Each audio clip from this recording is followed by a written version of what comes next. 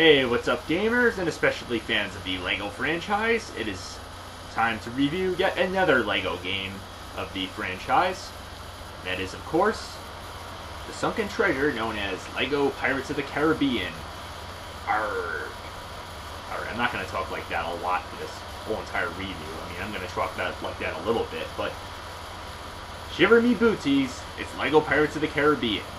So, for most of you who are fans of this franchise, or maybe just the first movie, who thought maybe the franchise has taken a steady decline after the first film, yeah, I can argue with those facts that, of course, the second, third, and fourth movie have obviously been subject to mixed to somewhat negative reactions from fans and critics alike, but I still enjoy those films. But I'm not going to talk about that too much. Yes, I enjoy them to a consent, and of course all four of them are included in this one game. And that is, of course, an adventure. And you can choose, just like LEGO Indiana Jones, the first one that is, which I already reviewed, even though I haven't re-uploaded it yet. I feel like I should. But if you played LEGO Indiana Jones, this should be no surprise, and this should make you feel right at home, especially for fans of the franchise like myself who enjoy all four movies. Even if they, like I said, took a steady decline over the years. So let's begin, shall we?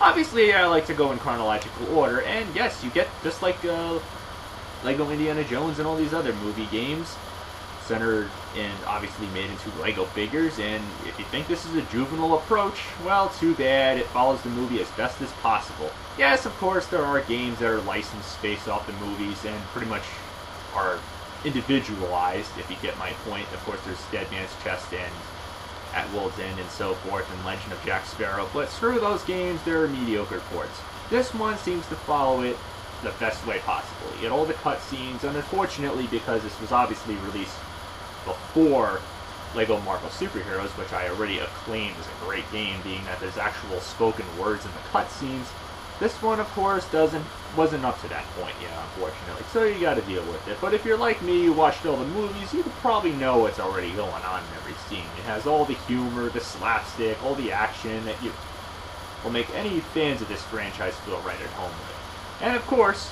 what is a game without the gameplay?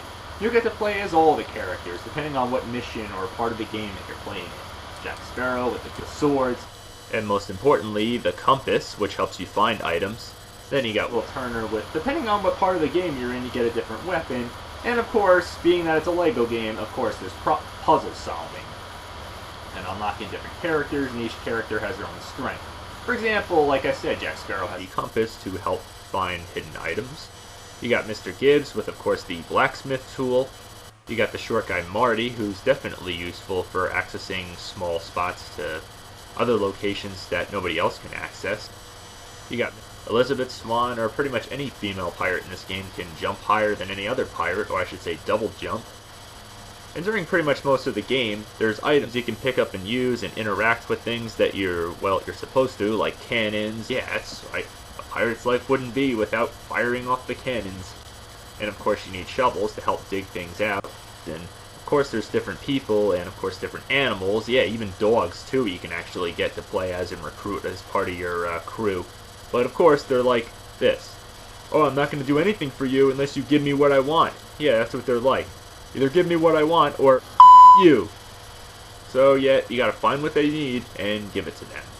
And most of the mission objectives in the whole game should seem pretty familiar with anyone who's watched the films. You got the sword fighting between Will Turner and Jack Sparrow. You got the famous scene where, of course, you're trying to take the Black Pearl back. And, of course, you got Tortuga.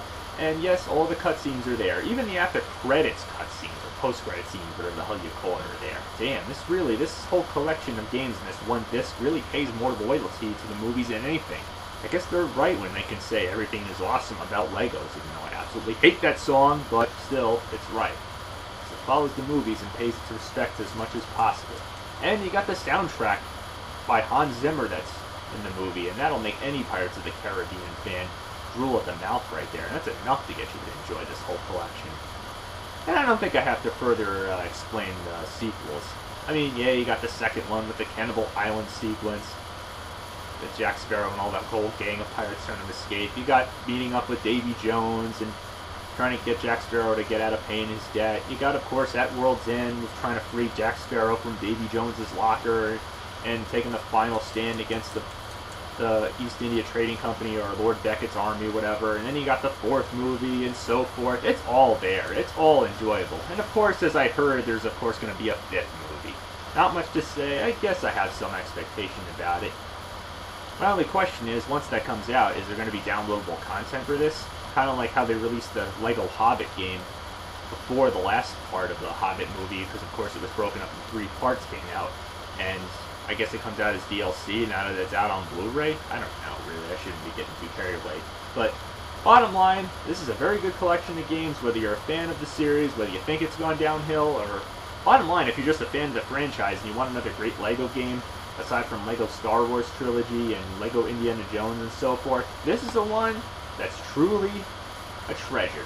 You should not miss this one, you scurvy gamers. Arr.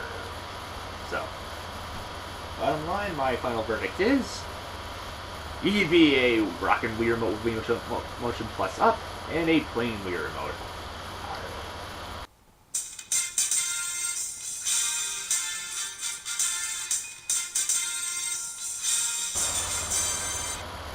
So, till next time, happy gaming. Arr.